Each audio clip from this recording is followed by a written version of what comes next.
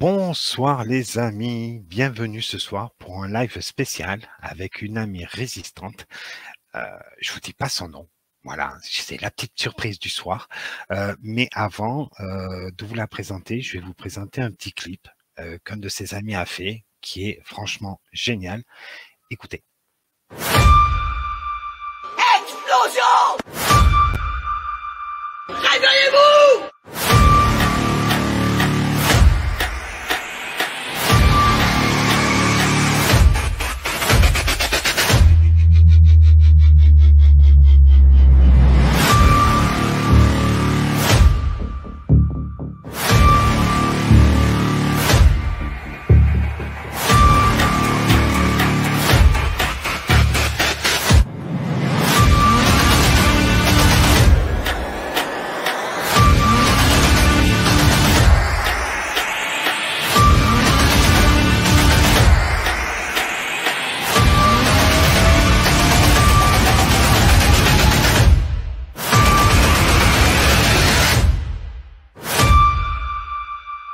La vérité, le droit et la justice.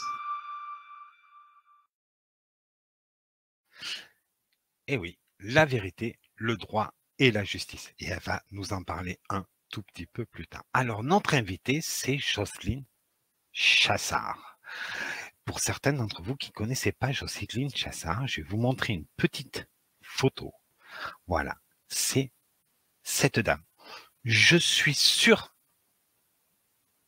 qu'elle vous dit quelque chose, parce qu'elle est passée dans elle a fait quelques petites émissions télé, où d'ailleurs, entre nous soit dit, j'ai adoré comment elle a tenu tête à Mathieu Delormeau. Franchement, j'ai adoré, mais je lui en parlerai tout à l'heure.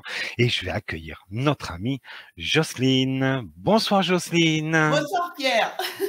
Merci, Merci de me beaucoup. recevoir sur ton Mais c'est média. moi. Merci beaucoup, c'est moi. C'est moi. C'est un immense plaisir de te recevoir sur la page des colères des rues. Alors, Jocelyne, je te laisse le soin de te présenter à nos auditeurs. Écoute, d'abord, je veux remercier encore une fois cet ami qui a créé ce clip parce que franchement, c'est un véritable ami et il fait partie d'une petite équipe de soutien dont il a eu l'idée, justement. Et donc, je le remercie du fond du cœur parce que ça me fait un bien fou d'avoir cette petite équipe de soutien qui est composée de 7 personnes. Et voilà, donc déjà un remerciement pour cette équipe. Et puis, comme tu l'as dit, tu as parlé de TPMP. Donc effectivement, le 29 mars 2022, j'ai été invitée à passer dans l'émission de Cyril Hanouna parce que la veille, le 28 mars 2022, j'avais été condamnée au tribunal correctionnel de Châlons-en-Champagne, dans la Marne, pour avoir, soi-disant, menacé de mort Emmanuel Macron avec un slogan historico-politique qui était Macron destitution, Macron décapitation et Macron explosion.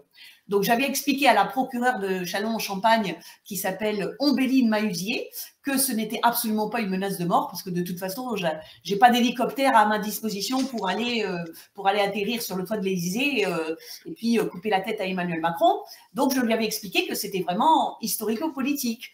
Mais comme elle avait une petite dent contre moi, donc elle m'a fait condamner au tribunal correctionnel.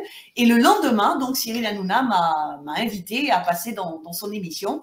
Et j'ai accepté tout de suite parce que je me suis dit c'est un bon moyen de faire connaître mon combat contre la dictature macroniste. Et voilà, et je me suis bien... J'étais tout à fait à l'aise dans cette émission et je suis contente que tu aies apprécié. Voilà. Ah oui, en toute sincérité, j'ai apprécié la façon dont tu as remis en place Bernard Montel et Mathieu Delormeau. Franchement, c'était un pur bonheur. Et je vous invite, les amis, si vous voulez voir cette petite vidéo, vous avez en bas en bande défilante et on va vous les mettre dans les commentaires, l'adresse de la chaîne YouTube de Jocelyne. Je vous invite franchement les amis d'aller voir parce qu'il y a quelques petites pépites en toute sincérité. Je me suis permis d'aller jeter un petit coup d'œil et franchement ça vaut le coup. Franchement ça vaut le coup. Mais ce soir tu es là, tu es avec nous parce que voilà, tu te retrouves confronté à un petit problème par rapport à ton dossier, parce que on va rappeler, Jocelyne, c'est une ancienne, tu me dis si je me trompe, hein, d'accord, c'est une enseignante qui a été révoquée, soi-disant parce que Elle a porté plainte pour harcèlement moral, c'est ça, Jocelyne? Je ne me Oui. trompe pas? Tu peux nous en dire un petit peu plus? Alors, en fait, la véritable raison de la guerre que m'a déclarée la rectrice de l'Académie de Reims en 2016, c'est parce que j'avais porté plainte au pénal pour harcèlement moral contre une principale d'un collège des Ardennes, qui est en fait une cheffaillonne, qui s'appelle Nathalie Aulas-Mauffret. Et à partir du moment où j'ai déposé plainte, donc c'était le 1er juillet 2016, à la gendarmerie de Vouziers, dans les Ardennes, à partir de ce moment-là, il y a une guerre qui s'est engagée avec plusieurs hiérarques du rectorat de Reims, et leur objectif dans les années suivantes a été de m'éjecter hors de l'éducation nationale. Et le conseil de discipline que la rectrice a fini par faire contre moi en 2019 avait, 4 griefs principaux contre moi. Donc, soi-disant, je refuse d'obéir aux ordres de ma hiérarchie. Soi-disant, j'ai un comportement inapproprié avec des élèves. Soi-disant, je suis tellement agressive avec mes collègues qu'il y en a qui tombent malades. Et surtout, j'avais publié en janvier 2019, j'avais fait un entretien dans un média et j'avais expliqué pendant 1h30 quelle était la raison des 3 harcèlements que j'avais subis et combattus en 2013, en 2016 et en 2018. Et donc, ce sont ces 4 griefs qui ont permis à la rectrice de l'Académie de Reims, qui s'appelle Hélène Incel, de faire un conseil de discipline le 21 mai 2019. Ce conseil de discipline était totalement irrégulier pour plusieurs raisons et il a été suivi en août 2019 d'une révocation par le ministre Jean-Michel Blanquer à l'époque. J'ai fait un recours contentieux au tribunal administratif de Châlons-en-Champagne contre cette révocation et elle a été annulée 2 ans plus tard, le 6 juillet 2021. Le ministère, à ce moment-là, a fait appel de cette annulation. Donc, le dossier de ma révocation de 2019 se trouve actuellement à la Cour d'appel administrative de Nancy et le ministère m'a immédiatement révoqué en septembre 2021. Et bien sûr, j'ai fait un nouveau recours contentieux pour faire annuler cette 2e révocation et c'est en cours actuellement au tribunal administratif de Châlons-en-Champagne. Et la raison de, l'urgence à soutenir mon combat, c'est que les 2 juges administratifs dont le nom est apparu dans le clip que tu as montré, Pierre, les 2 juges administratifs, donc qui sont Éric Mess à la Cour d'appel administrative de Nancy et Philippe Christie au tribunal administratif de Châlons-en-Champagne, refusent depuis près de 2 ans de prendre des mesures d'instruction. Normalement, les juges administratifs, quand ils ont des dossiers, quand ils ont des conflits à gérer entre l'administration et les fonctionnaires, ils ont la possibilité de prendre des mesures d'instruction pour arriver à vérifier si ce que dit la fonctionnaire, donc moi en l'occurrence, si c'est vrai ou si c'est faux. Et je demande au juge de vérifier, c'est très simple, je lui demande premièrement de consulter mon dossier administratif pour que je puisse prouver qu'il y a eu une manipulation frauduleuse en 2019 avant mon conseil de discipline, et je lui demande d'ordonner au rectorat de Reims de me communiquer des documents administratifs que le rectorat refuse de me communiquer alors que c'est mon droit constitutionnel. Donc ces 2 mesures d'instruction, les juges Philippe Christie et Éric Mess refusent de les prendre depuis près de 2 ans. Et je comprends pourquoi, parce que s'ils prenaient ces 2 mesures d'instruction, eh bien, ils devraient automatiquement et immédiatement annuler les 2 révocations parce qu'ils auraient la preuve que le conseil de discipline du 21 mai 2019 a été irrégulier. Et donc, depuis près de 2 ans, j'ai envoyé plusieurs documents à Philippe Christie et à Éric Mess en redemandant à chaque fois, avec des textes de jurisprudence administrative, en redemandant qu'ils prennent ces 2 mesures. Et puis, ils ne me répondent pas. Ils n'écrivent pas noir sur blanc. Madame Chassard, vous nous embêtez, et puis nous, on veut protéger le rectorat de Reims, alors on ne prendra pas les mesures que vous nous... Non, non, ils écrivent rien, mais simplement, ils font rien. Donc, ça s'appelle de l'inertie. Et puis, pour les faire bouger, le 9 juin dernier, je leur ai fait parvenir, par huissier de justice, je leur ai fait parvenir une sommation interpellative. Et là, eh bien, monsieur Éric Mess, il n'a pas bougé tout de suite, il a laissé passer 3 semaines. À mon avis, c'est parce qu'il ne s'était même pas aperçu que la sommation interpellative qui avait été délivrée par huissier avait été enregistrée dans la procédure. Et puis, il s'en est aperçu lorsqu'il a reçu de moi, le 28 juin 2023, il a reçu un courriel où je l'avais mis en copie. Et mon courriel, en fait, était adressé à la Chambre nationale des huissiers de justice parce que je voulais leur affirmer que oui, des huissiers peuvent délivrer des sommations interpellatives à des juges administratifs.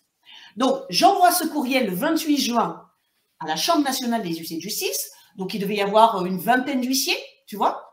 Et j'avais mis, bien sûr, M. Éric Mess et M. Philippe Crissy en copie, parce que moi, je ne fais pas les choses dans le dos. Et là, M. Éric Mess, quand il a reçu ce courriel, il s'est dit, mince, Mme Chassard m'a envoyé une sommation interpellative, et en plus, elle le dit à une vingtaine d'huissiers. Ça ne me plaît pas du tout. C'est Mon sûr. ami a été tellement vexé que le lendemain, le 29 juin 2023, il a pris ce qu'on appelle une ordonnance de clôture d'instruction. C'est-à-dire, il m'a dit à moi, il m'a dit, Madame Chassard, vous n'avez pas compris, c'est moi le seul maître à bord dans votre dossier. C'est moi qui instruis et je fais ce que je veux. Et si j'ai envie de clôturer l'instruction sans prendre les 2 mesures d'instruction que vous me demandez, eh bien, je vais le faire parce que c'est moi qui commande. Et donc, il a adressé à mon avocate une ordonnance de clôture d'instruction et il veut clôturer l'instruction au 17 juillet. Tu vois, dans 7 jours.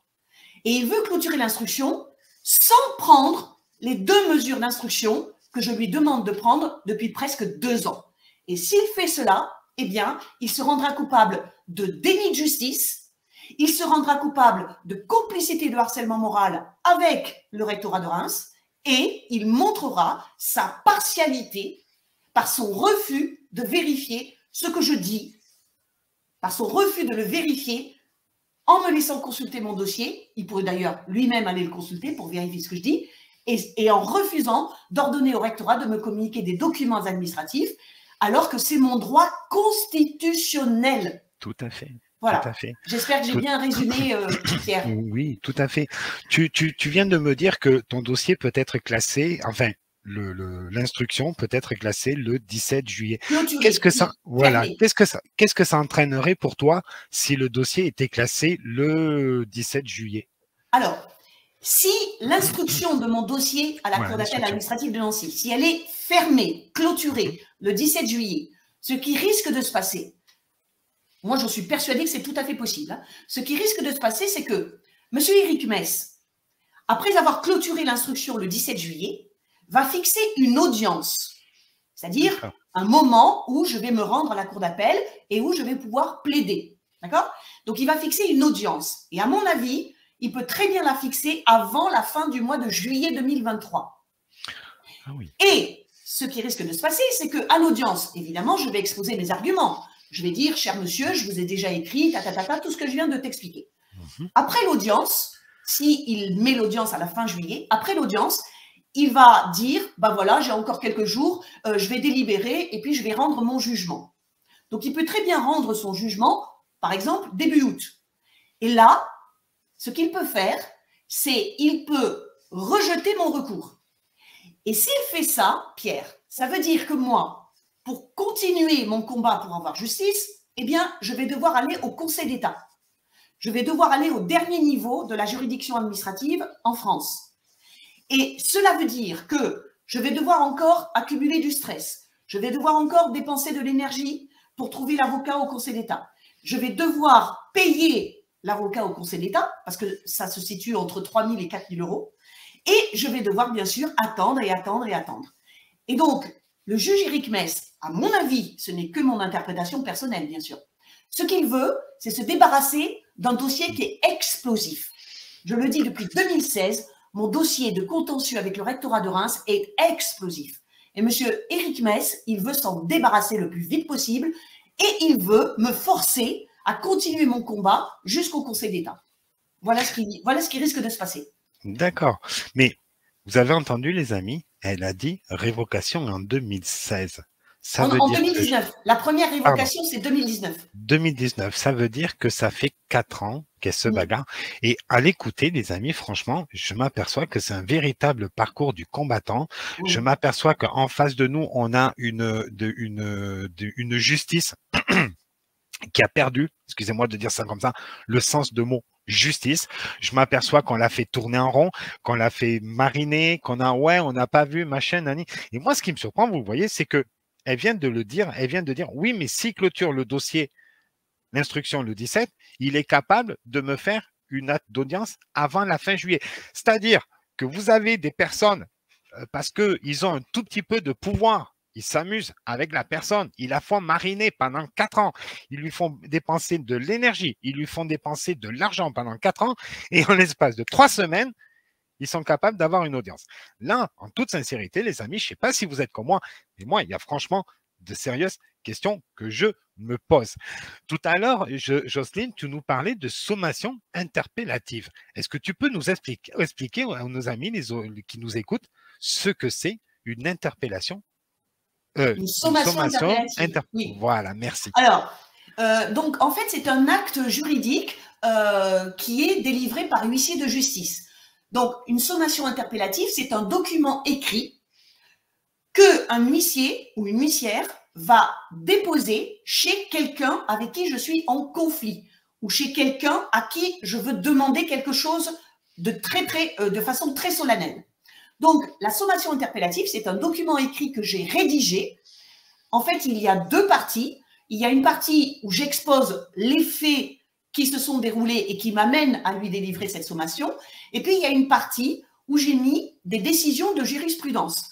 La jurisprudence, c'est tout simplement l'ensemble des décisions des tribunaux administratifs depuis des décennies. Et donc, j'ai mis un ensemble de décisions administratives pour prouver au juge Éric Mess que j'avais totalement le droit de lui demander de prendre ces 2 mesures d'instruction et qu'il avait, lui, le devoir de prendre ces mesures d'instruction afin de parvenir à faire éclater la vérité. Donc, la sommation interpellative, 2 parties, une partie exposé des faits, une partie argument avec arrêt de jurisprudence, et à la fin, je conclus la sommation en lui disant « Monsieur, je vous somme, je vous ordonne, j'exige solennellement que vous preniez ces 2 mesures d'instruction dans mon dossier. » Et quand j'ai décidé de lui faire parvenir ce document par huissier de justice, c'est parce que je voulais qu'il comprenne à quel point j'étais déterminée. Parce que la délivrance de cette sommation par un huissier de justice ou une huissière de justice, eh bien, ça montre à quel point cet acte devient solennel. Et dès que la sommation a été délivrée par une huissière de justice à Nancy, à la Cour d'appel administrative de Nancy, eh bien, la sommation a été enregistrée dans la procédure de mon dossier. Voilà. D'accord. Il me semble que tu m'as dit que quand tu l'avais envoyé à plusieurs personnes en même temps. Voilà. Tu peux nous dire pourquoi tu as voulu l'envoyer à 99 personnes en même temps? Est-ce qu'il y a une raison à cela bien précise? Alors, en fait, donc cette sommation dont je te parle, je l'ai fait délivrer à 3 personnes. Donc, la première personne, c'est le juge Éric Mess à la Cour d'appel administrative de Nancy. La deuxième personne, c'est le recteur de l'Académie de Reims qui s'appelle Olivier Brandouis. Parce que ce monsieur, cet individu, Olivier Brandouis, piétine aussi mes droits depuis de nombreuses années, par exemple en me refusant des documents administratifs auxquels j'ai droit de par la Constitution. Et puis la troisième personne à laquelle je voulais la faire délivrer par un huissier de justice, c'était Philippe Christille, qui est juge au tribunal administratif de Châlons-en-Champagne, dans la Marne. Et là, bizarrement, Pierre, j'ai fait appel à 6 ou 7 huissiers de justice et il y en a 6 qui m'ont répondu « Ah, Madame Chassard, je crois qu'on ne peut pas faire ce que vous nous demandez pour telle et telle raison. » Et il y en a un qui a accepté, un huissier de Reims qui a accepté, mais malheureusement, il me demandait une somme d'argent trop élevée parce que je suis quand même sans ressources depuis 2 ans. Et donc, je me suis demandé, mais pourquoi est-ce que des huissiers et des huissières dans la Marne refuseraient de délivrer une sommation interpellative à un juge administratif dans la Marne, alors qu'à Nancy, ça n'a posé aucun problème. Et c'est pour ça que cette sommation interpellative n'a été délivrée par huissier qu'au recteur de l'Académie de Reims et au juge de Nancy. Et pour le juge de Châlons-en-Champagne, eh bien, je l'ai fait enregistrer dans la procédure par un portail juridique qui s'appelle Télérecours. Après que les sommations ont été délivrées. Donc après le 9 juin, et pour le juge de Châlons, c'était le 26 juin. Après, afin que ma démarche soit connue de collègues de ces 2 juges, je l'ai signalé, j'ai envoyé cette information par courriel à tous les collègues de Philippe Christille au tribunal administratif de Châlons-en-Champagne, tous les collègues de Éric Mess à la Cour d'appel administrative de Nancy et j'ai mis aussi en copie les membres du Conseil d'État, une vingtaine de membres du Conseil d'État, et j'ai mis aussi en copie une soixantaine de journalistes, aussi bien dans la Marne que dans la Meurthe-et-Moselle. Et si j'ai fait cela, c'est parce que je sais par expérience que lorsque ces personnes qui, comme tu l'as dit, ont un peu de pouvoir, lorsque ces personnes s'aperçoivent que l'accusation que je porte contre elles est connue d'une centaine de personnes, dont leurs collègues, eh bien là, je me dis, je sais par expérience que là, ces gens se disent, mince, mais qu'est-ce qui est en train de me tomber sur la tête? Madame Chassard, elle fait connaître les demandes qu'elle a envers moi, elle les fait connaître de plein de monde, qu'est-ce qui risque de m'arriver? Voilà, c'est la raison essentielle pour laquelle je voulais que toutes ces personnes connaissent les demandes que je faisais à ces deux juges et connaissent le déni de justice que ces deux juges sont en train de faire contre moi. Voilà. Là, vous voyez, là, vous avez la preuve concrète de déni de justice. Elle le fait et pourtant, elle se bagarre depuis des années et des années. Donc, je vous laisse le soin d'imaginer un petit peu pour le reste. Je crois que tu m'avais dit que tu avais une petite vidéo à nous montrer où les amis, on va essayer de vous montrer une petite vidéo, mais comme elle dure un tout petit peu de temps, eh ben, on va la séquencer. Voilà, je l'ai découpé en 3 parties. Et en fait, Pierre, tu m'as proposé justement de montrer les 3 parties de cette émission. En fait, c'est un direct que j'ai fait sur ma chaîne YouTube Canal Jack. Donc, tu as mis l'adresse de cette chaîne sur YouTube. Et je fais des directs donc depuis le 16 juin. Non, je fais des émissions sur ma chaîne YouTube depuis l'année 2020. Donc, j'ai publié beaucoup de vidéos pour expliquer qu'est-ce que c'est que le harcèlement moral et surtout dans l'éducation nationale et comment je combats ce harcèlement moral, avec quelles armes, notamment les armes du droit. Et puis, dans le cadre de l'opération que j'ai lancée le 9 juin, eh bien, j'ai décidé de faire des émissions en direct presque tous les jours. Donc, j'ai commencé ce premier direct le 16 juin et puis le dernier, donc le 9e direct, c'était hier soir. Et hier soir, en fait, comme ça faisait un mois, jour pour jour, que j'avais lancé cette opération, j'ai essayé de faire un bilan synthétique. Et donc, c'est pour ça que ça me semble, pour des personnes qui ne connaissent pas du tout mon dossier, qui ne connaissent pas ma chaîne YouTube, je pense que c'est un peu une manière de comprendre globalement en quoi consiste ce dossier. Voilà. Tout à fait. Donc, on va démarrer avec la première partie. Chaque partie, Pierre, donc oui. La première partie, tu vas voir, elle est séparée des autres par un écran de titre jaune. Donc, quand il y aura l'écran de titre jaune, tu pourras faire pause. Voilà. Ça marche. Très bien. Eh bien, écoutez, on est parti pour la première vidéo. Alors, je dois vous avouer, les amis, je suis comme vous. Hein. Je la découvre, d'accord, et je vais réagir par rapport à ce que je vois dans la vidéo. Voilà. Surtout, les amis, très important. C'est primordial. Voilà, c'est vraiment primordial. Partagez-moi cette vidéo un maximum. Je veux que ça tourne dans tous les sens. Je veux maximum J'en de ai partage. besoin, oui. On est 60 en ligne, je veux 60 partages, les amis. D'accord? Parce que la Jocelyne, là, hein, ça fait 4 ans qu'elle se bat. Et ça fait non, ça fait 7 ans. Non, ça fait voilà. C'est ce que j'allais dire. J'ai dit une grosse bêtise. J'ai dit une grosse bêtise. Parce que Jocelyne, ça fait 7 ans qu'elle se bagarre. Elle était déjà à l'époque des Gilets jaunes. Oui, hein? Oui, aussi. Donc oui. voilà, donc c'est pas d'aujourd'hui hein, qu'elle est dans le combat. Hein. D'accord? Donc là, effectivement, cette amie, elle a vraiment besoin de votre soutien parce qu'il faut qu'ils arrêtent de la prendre, excuse-moi d'employer ce terme-là, mais qu'ils la prennent pour un con. Voilà. Hein? D'accord? Au bout d'un moment, il faut mettre un stop à tout ça. Voilà. Donc, je vais, à moins que tu aies quelque chose que tu voulais rajouter. On peut écouter la première partie. Allez, c'est parti. Je vais l'écouter avec vous. Et puis, les amis, dans les commentaires, surtout, n'hésitez pas de dire si vous avez. Et Pierre, est-ce que je dois éteindre le son? Non. C'est toi qui t'en occupes. Oui. T'inquiète pas. Donc, si des amis, vous avez des questions à poser à Jocelyne, alors pour monter, ça risque d'être un petit peu difficile. Je ne vous le cache pas. Mais si vous avez des questions à lui poser, eh ben, à partir de là, vous lui posez les questions et elle vous répondra là en direct parce qu'on est en direct. Donc, je vous dis à tout de suite.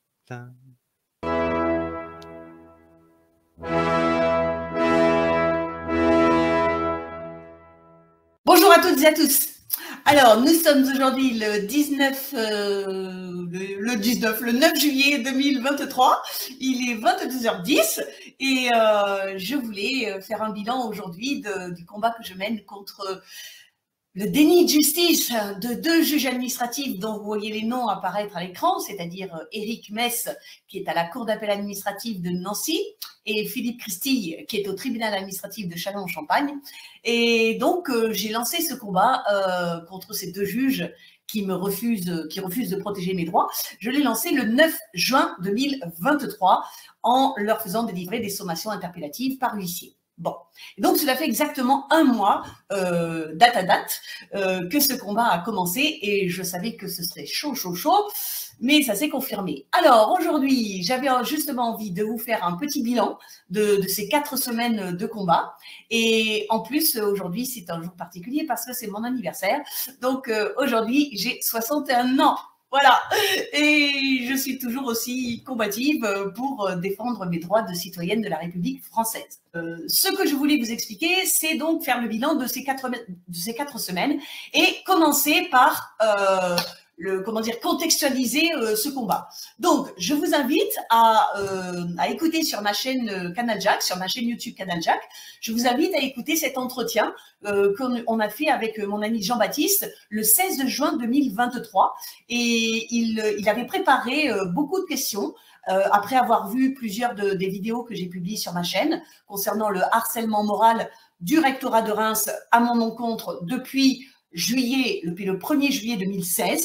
C'est le jour où j'avais déposé plainte au pénal pour harcèlement moral contre une cheffaillonne d'un collège des Ardennes qui s'appelle Nathalie Aulas-Mauffret. Et cette plainte, ce dépôt de plainte pénale, a en quelque sorte déclenché une guerre à mort avec le rectorat de Reims, puisqu'elle s'est terminée, elle a culminé avec la révocation, le conseil de discipline en 2019 et une révocation en 2019, puis une seconde révocation en 2021, parce que la première avait été annulée par un tribunal administratif. Donc, vous voyez, c'est vraiment une guerre à mort avec le rectorat de Reims, et c'est le rectorat qui me l'a déclaré, cette guerre, bien sûr. Et donc, voilà, dans cet entretien du 16 juin 2023 avec Jean-Baptiste, il avait préparé des tas de questions, je ne les connaissais pas, et donc l'entretien a duré 2h26, et pour moi, ça a été un véritable régal. Mais évidemment, pour la plupart des gens qui n'ont pas le temps d'écouter une telle longueur d'émission, eh ben, je vous conseille de l'écouter en plusieurs parties. Et d'ailleurs, si j'ai le temps, je dois faire plusieurs parties que je publierai après dans la catégorie vidéo de ma chaîne YouTube. Donc, le contexte, tout simplement, c'est que, j'ai dénoncé en 2016 le harcèlement moral d'une cheffaillonne, donc Nathalie Aulas-Mauffret, et en 2018, j'ai dénoncé le harcèlement moral d'une cheffaillonne qui s'appelle Valérie Richard, qui était au collège de Suippes, donc vous la voyez en bas à gauche. Et le simple fait de dénoncer ces deux comportements délictueux, parce que le harcèlement moral est un délit pénal, ça m'a attiré donc des représailles de la part de la rectrice de l'Académie de Reims à l'époque, qui s'appelle Hélène Incel, et que vous voyez en haut à droite de l'écran, et puis donc de la part, bien sûr, du ministre de l'Éducation nationale de l'époque, qui s'appelait Jean-Michel Blanquer. Et au milieu de l'écran, vous voyez donc le rectorat de Reims, le bâtiment du rectorat de Reims à Reims.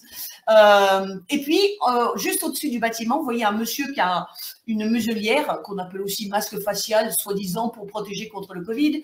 Donc ce monsieur, c'est le nouveau recteur qui a succédé à Hélène Incel et qui s'appelle Olivier Brandouille. Et il suit les traces de sa prédécessrice, puisque, par exemple, Olivier Brandouille refuse de me communiquer des documents administratifs auxquels j'ai droit, de par la loi et de par la Constitution. Et puis, en bas à droite, vous avez quelqu'un qui est un délinquant en col blanc première catégorie. Donc, il s'agit de Cyril Bourgerie, le directeur des ressources humaines du rectorat de Reims. Donc, il est arrivé à peu près au printemps-été 2018. Je l'ai rencontré une première fois, la seule fois d'ailleurs que je l'ai rencontré, le 21 septembre 2018. On a discuté dans son bureau, j'étais avec mon avocate et on a discuté pendant 2 heures et j'ai enregistré cet entretien et j'ai fait la transcription de cet entretien, je l'ai fait verser à mon dossier administratif. Et donc, Cyril Bourgerie, c'est en quelque sorte le bras gauche de la rectrice d'académie. Et donc, il a, il a orchestré l'entreprise de placardisation, il a supervisé la constitution d'un dossier disciplinaire totalement irrégulier, parce que non communiqué à moi-même pendant qu'il était en train de le constituer. Et puis surtout, il a organisé donc un conseil de discipline, là aussi totalement irrégulier, avec un mensonge énorme sur la soi-disant complétude de mon dossier administratif et avec une manipulation frauduleuse de mon dossier qui peut être qualifiée pénalement de faux et usage de faux. Voilà, donc ces gens que vous voyez là, eh bien, ce sont les hiérarques. J'ai l'habitude d'appeler ces gens-là des hiérarques parce qu'ils font partie de la hiérarchie de l'éducation nationale et en tant que tels, ils se croient au-dessus des lois, au-dessus du droit et au-dessus, bien sûr, de nous, pauvres petits fonctionnaires et pauvres petits citoyens et citoyennes de la République française. Donc ces gens-là, ce sont ces gens-là qui m'ont fait du mal depuis 2016, qui m'ont pourri la vie depuis 2016, et donc ce sont contre eux, c'est contre eux que je me défends avec les droits que m'a donné la République française. Voilà. Alors, le harcèlement moral, donc si vous voulez connaître beaucoup plus précisément ce que c'est, comment ça fonctionne, si vous voulez, de la part des harceleurs et comment on le combat, eh bien, je vous invite à regarder les vidéos que j'ai publiées donc sur ma chaîne YouTube Canal Jacques, parce que vraiment, je montre des documents à l'écran, je nomme les gens, je décris précisément comment cela se passe. Et donc, si vous avez envie de découvrir ce fléau dans l'éducation nationale, je vous invite à regarder les vidéos. Et dans l'entretien avec Jean-Baptiste, eh ben, en fait, c'était un entretien qui me permettait de me remettre dans le bain parce que je n'avais pas fait de direct ni de vidéo sur ma chaîne depuis au moins 2 ans. Et Jean-Baptiste m'a permis, si vous voulez, de rebrosser un tableau général. Et en plus, c'était un portrait aussi personnel de moi-même que ça a aidé, que Jean-Baptiste m'a permis de faire. Voilà.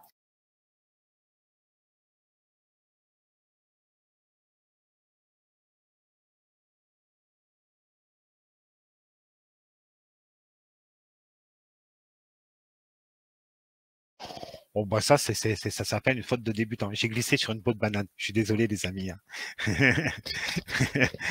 Est-ce que vous m'entendez tous? Voilà. Là, vous m'entendez? Là, je t'entends. Voilà. C'est des petits problèmes techniques. Hein. Il est 18h35. Commence à se faire un petit peu tard. Commence à être fatigué. Désolé, les amis. Hein. J'espère que vous m'en voudrez pas. Hein.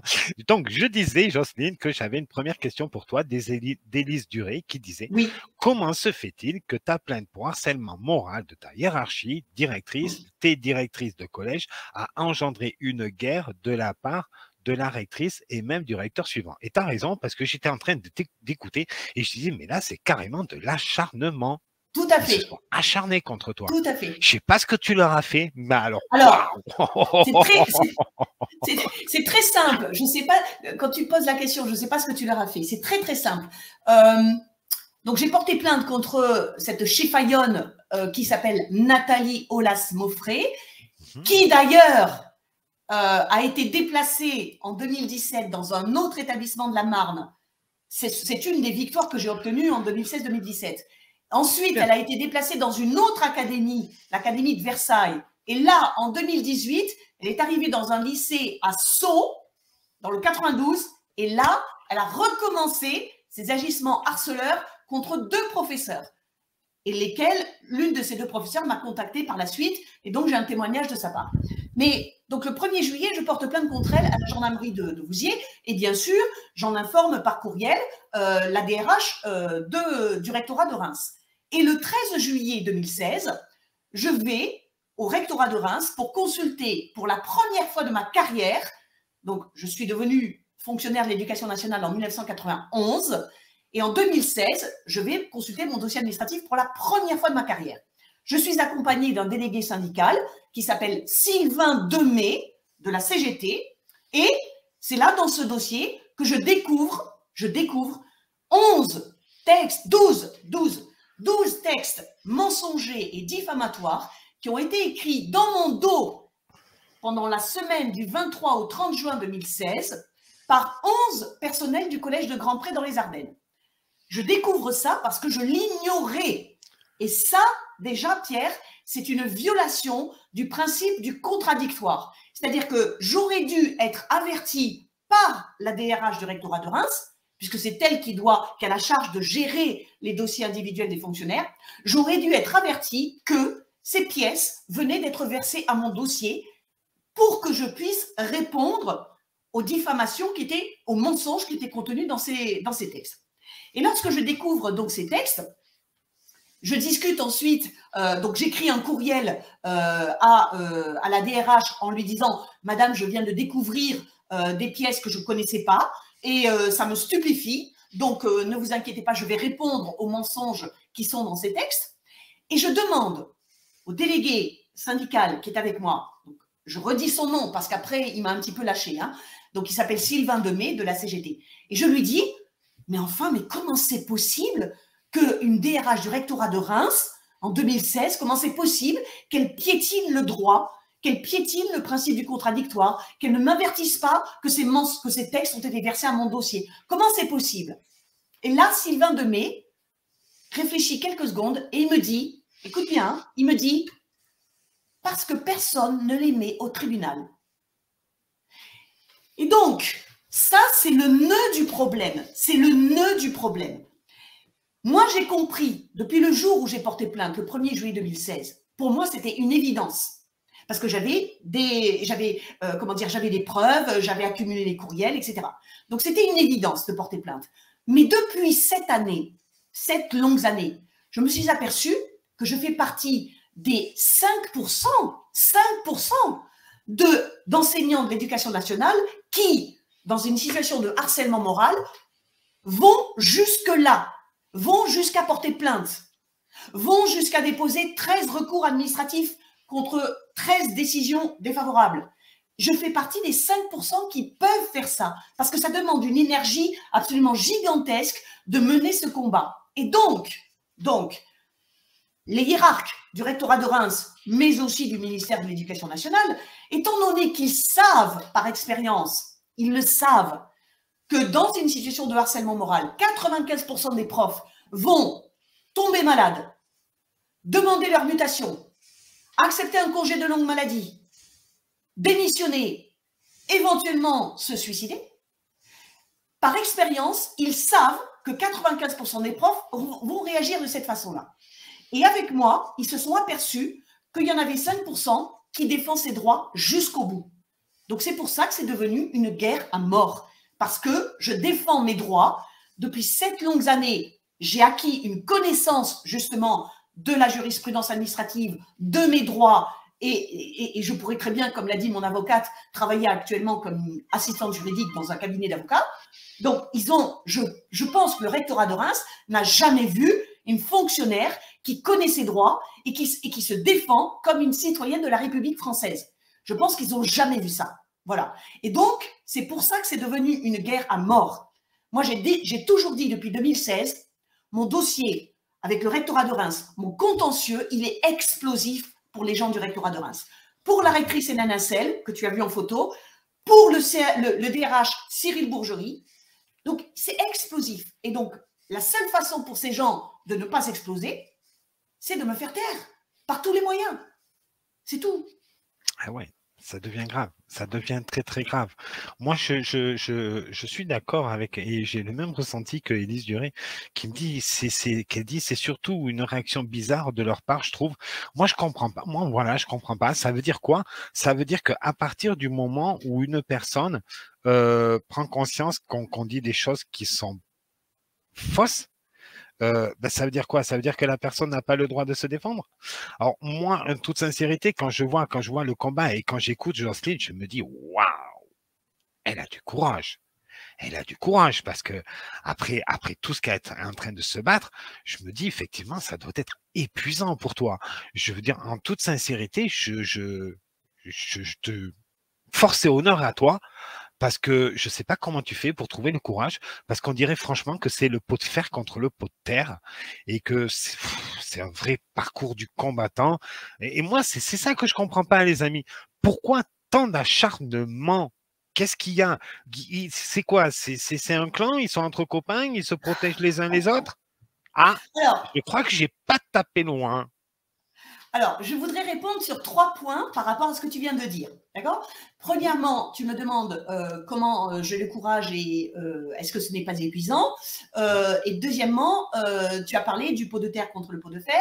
Et troisièmement, tu viens de dire quelque chose, mais j'ai oublié. Mince. Bon. Je ok. disais, est-ce que c'est peut-être pas une histoire de clan et de copine? Voilà, c'est ça. Voilà. OK. Donc, sur ces 3 points-là, je vais te répondre. Et je suis vraiment enchantée que tu me fasses ces remarques. Parfait. Premier point, le courage et le parcours du combattant. Alors, je crois que par nature, de toute façon, les abus de pouvoir, c'est insupportable. Je ne supporte pas. Et c'est physique. Je ne peux pas vivre s'il y a un abus de pouvoir qui a été fait contre moi. Récemment, j'ai fait la liste de tous les combats que j'ai menés depuis à peu près que j'avais 20 ans.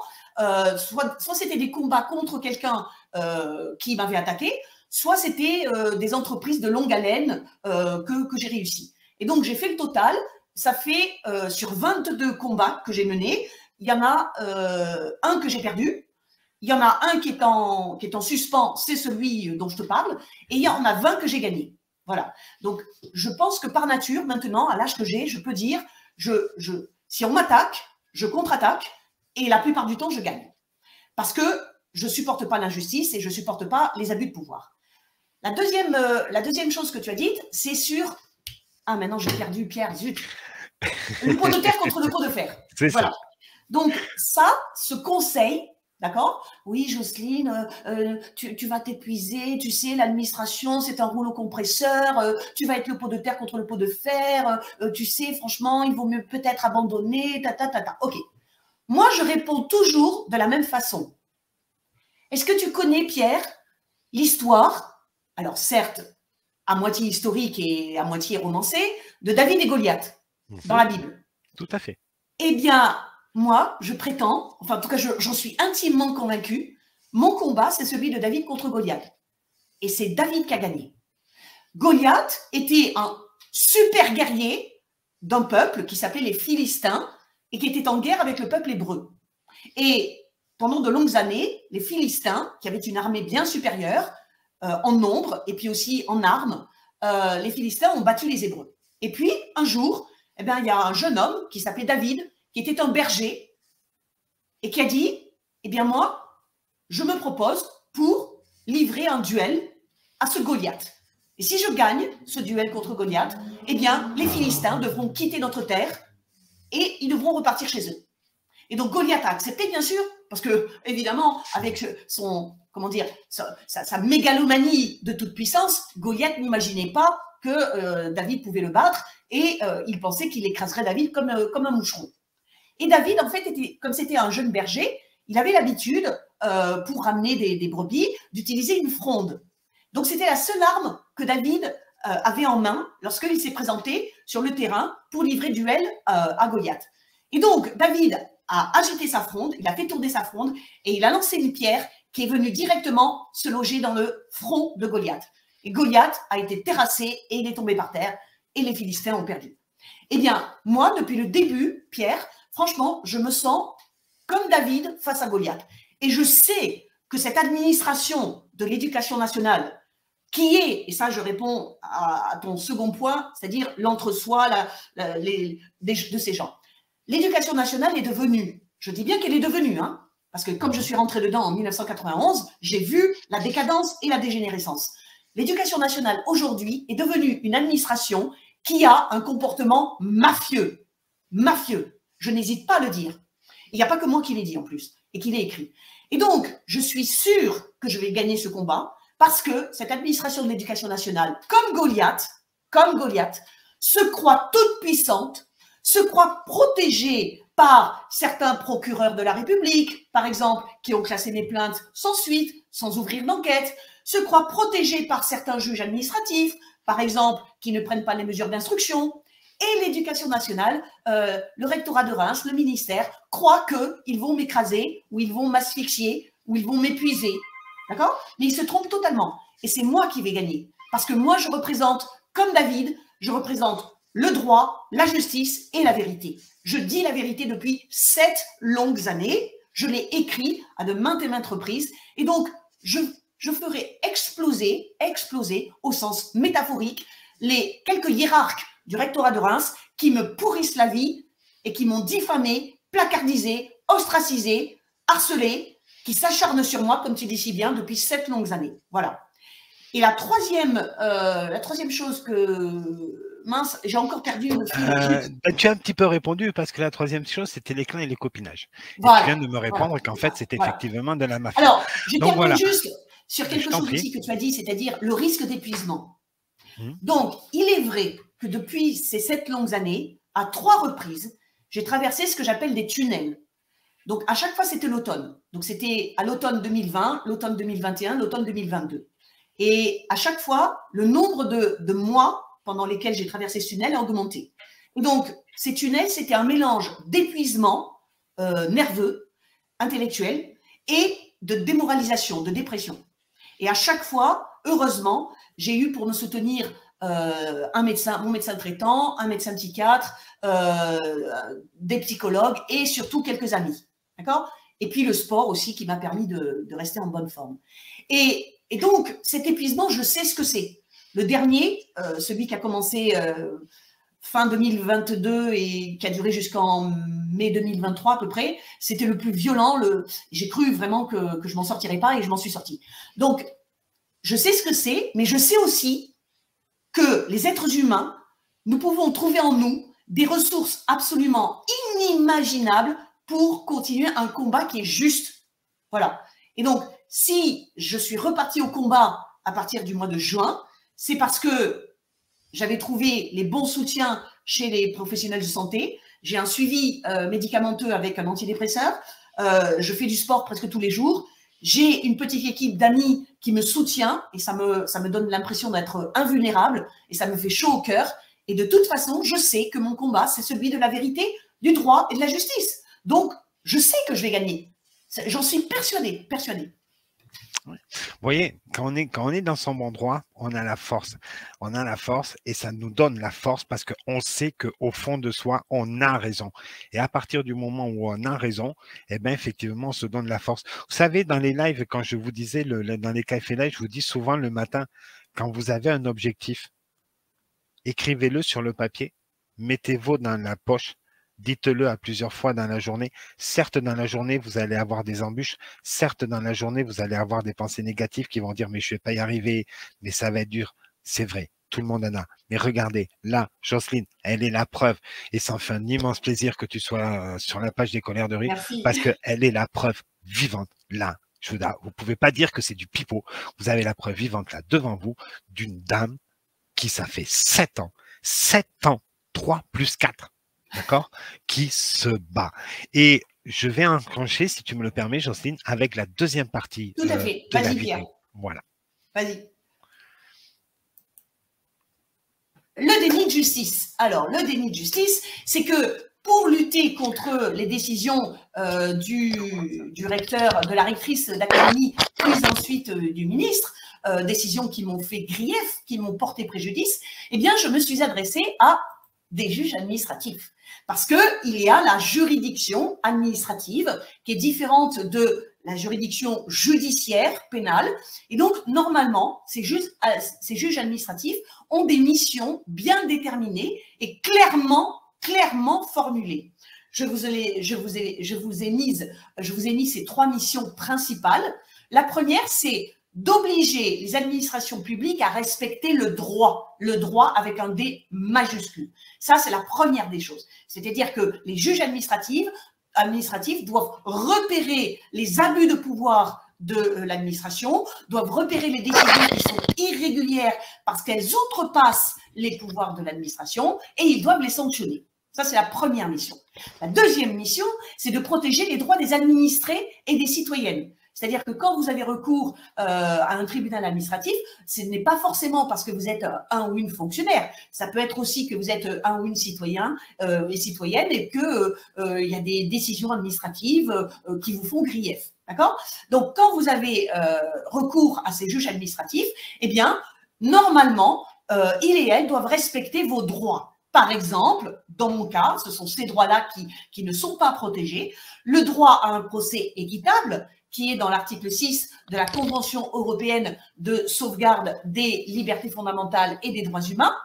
L'égalité des armes avec l'administration, c'est-à-dire que le juge, le ou la juge doit veiller à ce que l'administration n'ait pas plus de, comment dire, d'armes que moi, que je ne sois pas handicapée par rapport à ce que peut l'administration avec son rouleau compresseur. Ils doivent aussi protéger, les juges administratifs, le principe constitutionnel du contradictoire, c'est-à-dire que les juges ne doivent pas permettre que moi, en tant que fonctionnaire, je n'ai pas accès à des documents auxquels l'administration a accès, par exemple, et puis le droit d'accès aux documents administratifs, c'est-à-dire que lorsque je demande à mon administration, c'est-à-dire le rectorat de Reims, lorsque je lui demande des documents, eh bien, si je ne les obtiens pas, c'est le juge administratif qui doit ordonner au rectorat de Reims de me les communiquer. Et puis, la troisième mission des juges administratifs, c'est d'ordonner une réparation financière des préjudices qui ont été causés par les abus de pouvoir des administrations. Et ces réparations financières, je l'ai déjà demandé à 2 reprises et comme le juge du tribunal administratif de Châlons-en-Champagne et à la cour d'appel de Nancy, eh bien, ils étaient plutôt du côté de l'administration, ils ont refusé cette demande indemnitaire, mais ça ne veut pas dire que je ne vais pas en refaire une autre dans quelques temps. Donc ça, c'est les missions des juges administratifs. Et pour obtenir donc que les juges protègent mes droits, eh bien, j'ai demandé depuis 2019 et dans les sommations que j'ai fait délivrer le 9 juin 2023, j'ai demandé 2 mesures d'instruction. 2 mesures simplement d'instruction. J'ai demandé au juge que, premièrement, il ordonne au rectorat de l'Académie de Reims de me communiquer des documents administratifs, parce que c'est mon droit légal et constitutionnel. Et j'ai demandé aussi qu'ils ordonnent au rectorat de Reims de me laisser consulter mon dossier administratif afin de prouver qu'il y a eu une manipulation frauduleuse dans mon dossier en 2019, juste avant le conseil de discipline. Pourquoi j'ai demandé ça aux juges administratifs? Parce qu'ils ont un devoir d'instruction. Quand les juges ont un dossier à juger, quand ils ont un litige à régler, ils ont des documents à examiner. Mais si ces documents ne leur suffisent pas, ou si les personnes qui ont déposé des recours font des demandes d'instruction, eh bien, normalement, les juges doivent écouter ces demandes d'instruction. Et pour arriver à la vérité, dans certains cas, les juges doivent prendre ces demandes d'instruction, ces mesures d'instruction. Donc, l'instruction d'une affaire à juger, c'est une formalité essentielle dont la violation conduit à la censure pour vice de procédure. Ça, c'est un arrêt du Conseil d'État de 1957. Il y a un article dans le Code de justice administrative qui dit que les juges peuvent demander aux parties, pour être jointes à la procédure, toute pièce ou tout document utile à la solution du litige.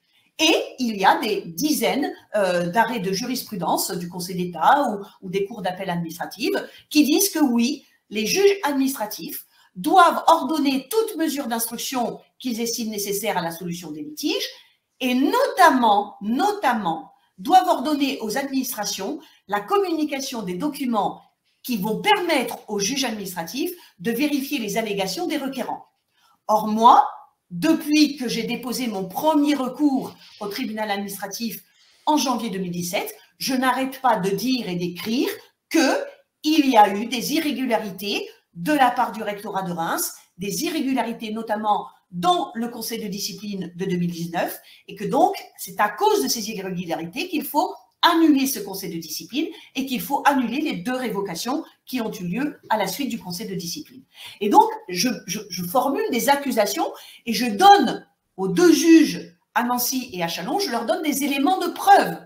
Et les juges, avec ces éléments de preuve que je leur donne, eh bien, devraient accepter mes demandes et devraient ordonner la communication des documents. Comme ça, j'aurai absolument toutes les preuves et puis la consultation de mon dossier administratif.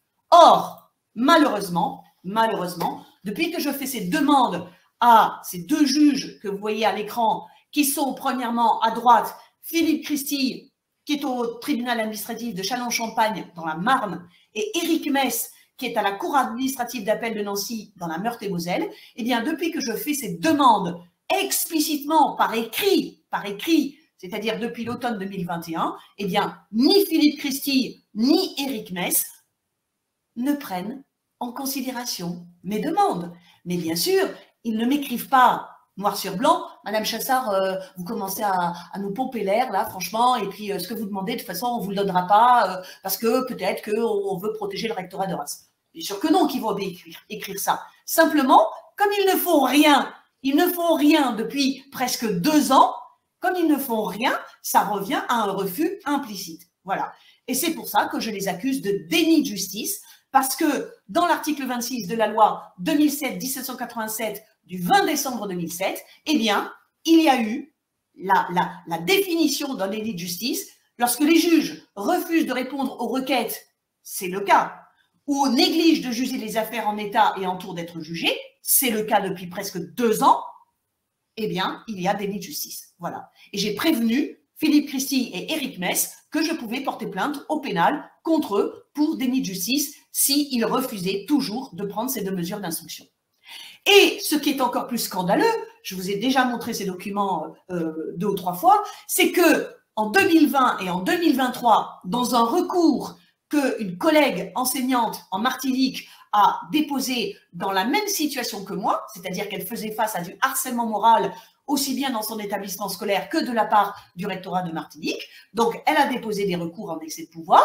Et là, le tribunal administratif de Martinique a fait son travail. C'est-à-dire qu'en 2020 et en 2023, jugeant que le rectorat n'avait pas communiqué suffisamment de documents pour que le juge puisse se faire son idée sur le litige, eh bien, le juge administratif a ordonné au rectorat de Martinique de produire des documents et le rectorat de Martinique a dû obéir. Voilà. Donc, si un juge administratif en Martinique qui fait bien son travail, correctement son travail, normalement son travail, je ne vois pas pourquoi M. Christie à Châlons-en-Champagne et M. Éric Mess à Nancy ne feraient pas pareil. Et s'ils ne font pas pareil, ben, il faut quand même se poser la question, est-ce que par hasard, ils ne voudraient pas protéger les hiérarques du rectorat de Reims?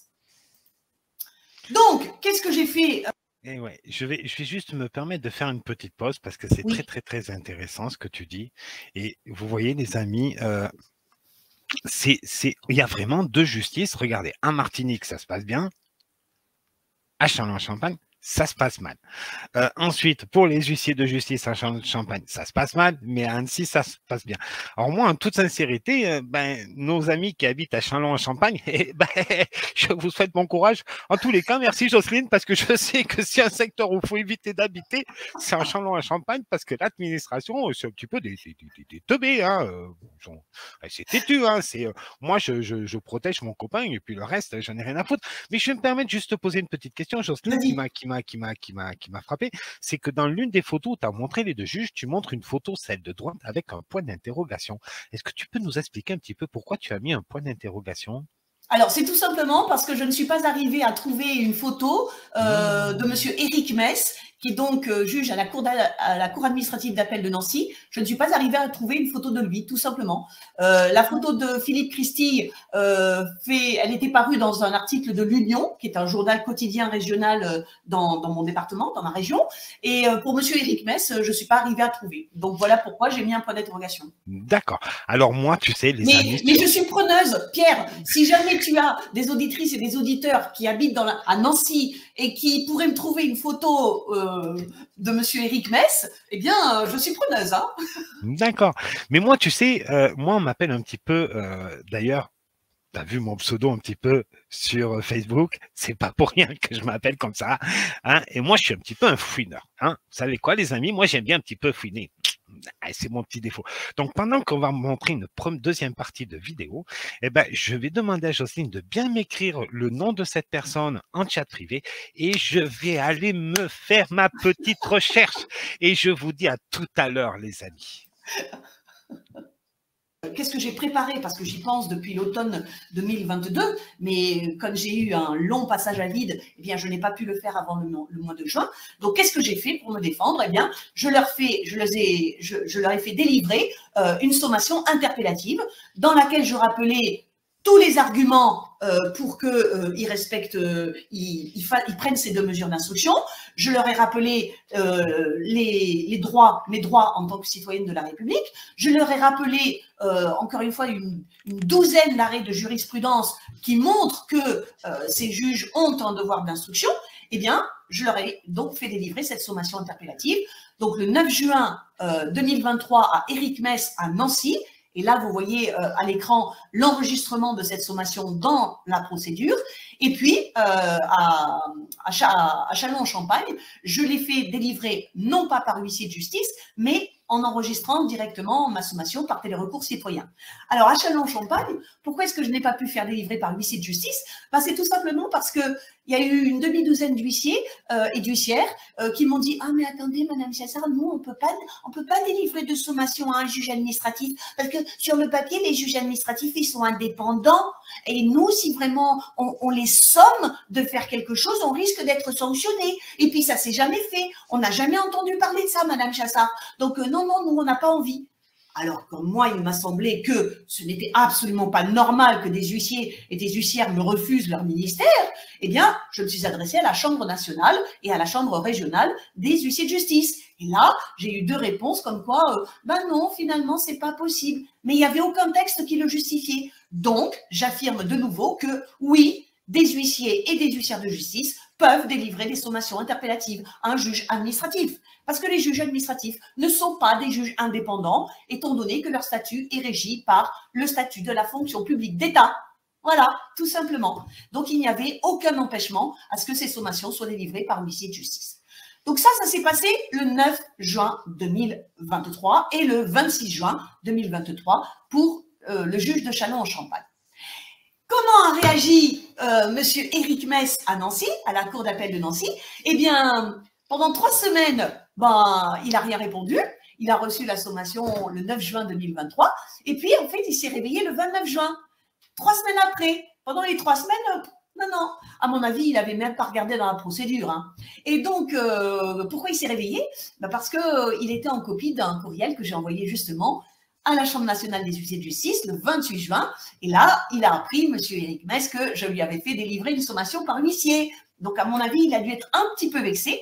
Et qu'est-ce qu'il a décidé? Il a décidé de clôturer l'instruction de mon recours qui donc avait débuté en septembre 2021.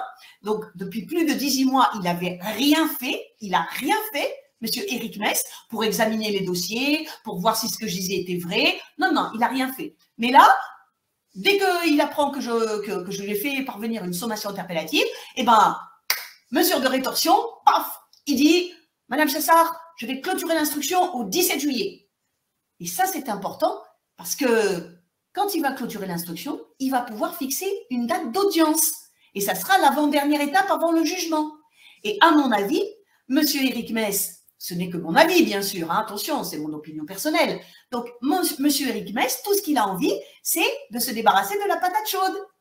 Et donc, il se dit, plus vite je vais fixer l'audience, plus vite je vais rendre le jugement, et si jamais je déboute Madame Chassard, elle devra aller au Conseil d'État. Donc, ça lui fera encore de l'énergie perdue, encore de l'argent perdu, et peut-être qu'à un moment donné, elle va abandonner. Ça, c'est mon opinion personnelle. Évidemment, je ne suis pas dans la tête de M. Christie.